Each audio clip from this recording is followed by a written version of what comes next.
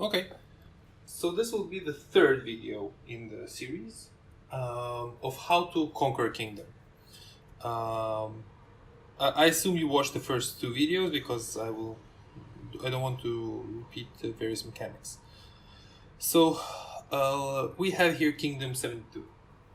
What are the steps? So let's start from the get-go. The first step would be to collect intelligence. Probably the best way is to set up an account in that kingdom, start watching KvK, watching the power, the leaderboards of all the players, and just collecting intelligence, see what's going on, if there are enemies in the kingdom, and all that jazz. There are players who really like doing that, and they just feeding information at the beginning of the matchups. The first 1-2 hours are critical to know who you should watch out of and who is dangerous. In terms of gathering intelligence, there are many different things you can do. Probably the best thing would be the expeditions. This scoreboard is fairly good indicator on the power of the players. Lately there have been many people have finished all the expeditions, so it's a bit skewed, but still, this is a very good indicator. So you have the expeditions, you have the leaderboards of the kingdom. You could go and search them in the spirit mines if you have patience. Then you get actual, roughly, stats of the players, and you have a picture of the kingdom. Let's say you decided that you want to go and conquer Kingdom 72. So a conquering team, and I'm just describing what we found works best. I mean, probably there are others who will say there are better strategies, but the conquering team is comprised of 20 people. You have you have attackers, shielders, and towers, and the leader. So the attackers, they need to be parked outside the forest, where no one so they need to be parked outside the forest. Inside the forest, there are the shielders. So inside the forest here, you will park 8 castles who will be shielded throughout the event, and they are meant to hide troops. Then you have 8 people here who will port here and will hide all their troops except for a main march inside the shielders. Then, at a certain point, the rally leader comes. In our kingdom, we have 3 or 4 such players. So let's say me. So I can either port here, or I will port near the palace as close as I can to shorten the time of a mega rally, or just to shorten times. I would usually port here unless there is someone who is super strong who can hit me from another kingdom. This is an important point. So the third kingdom here is Kingdom 1. Let's assume that Kingdom 1 has someone who is insanely strong. Well, if I port outside the forest, that player cannot touch me. And this is important. But any player from Kingdom 72 can attack me anywhere, wherever I port. So I port either here or there, and then I set up a mega rally. The attackers break their shields, join my mega rally, and we go inside the palace. Or I solo reset the palace, and then they just add troops to the palace. At this point in time, they don't have troops inside because they sent all the troops to hide inside the shielders. And also they need to come empty from resources, because at this point in time, all the players in Kingdom 72 will start pummeling down on all these people. And basically we don't care. I mean, let them attack them for hours on end, because they don't have resources, they don't have troops inside. So they destroy their wall, I guess. Nobody cares. So there will be here about 8 players who will be pummeled, and their troops will be already inside the palace. And this structure is fairly simple and straightforward to set up. You just need players to do that. Notice that these players, they don't need to be super active. I mean, the shielders just need to port once, and that's it. The attackers need to port once, wait like half an hour, while everyone is set up, and then send troops to the palace. I mean, if there's fighting going on the palace, then perhaps it's good for the attackers to log in every now and then to add troops, to recall troops from a shielder, and then add troops to the palace. But this is not an active duty. The real challenge of conquering a kingdom is the towers. And for this you need a towers team. So a towers team, I said 4, which adds up to 20 total. But if you have a tough KvK, better to have more people than that. So you have 2 types of towers people. One is local towers, 2 is remote towers.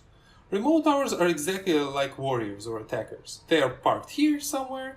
They train a few cav or pull back some cavalry and send them to a tower. And if the tower gets attacked, they pull back and then send again. So remote towers are fairly simple. Local towers are people who are parked as close as possible, who do the same job, but their march time is significantly reduced. And these players, they must be reinforced by the strongest player that you have. Or people who are strong enough to withstand a solo hit. So if there is a player who is much stronger than your strongest player, you can't be inside the forest, because their strongest player will come, hit them, kill your all reinforcements, and port that person out. But if you have similar stats, or you are stronger, then I would port here, I will have 4 people around, I would reinforce 4 people. This is the limit of the amount of people who can be inside, because I have only 5 marches. 1 march inside, 4 marches reinforcing the people, and then they do towers and everything that they want to do.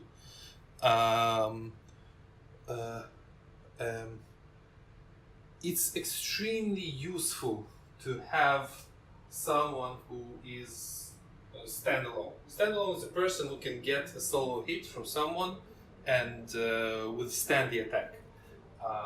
One thing that I learned from all my testing in Conquest is that the amount of troops matters a lot. So I instructed our top stats people, even people who are ranked 5th, 6th in our kingdom, to push up troops as much as they can.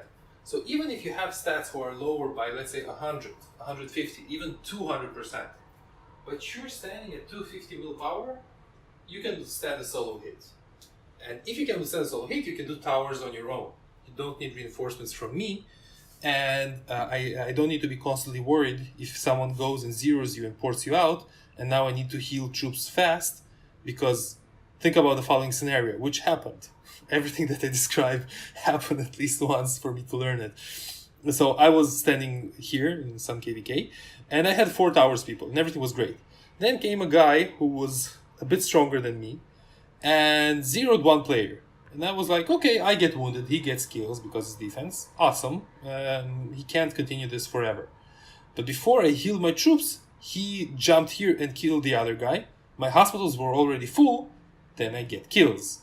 And then he jumped to the 3rd one, and only before he got to the 4th one, I realized what was going on, and I recalled my troops from the reinforcement. But I lost like 2 full marches there to be killed, which was painful.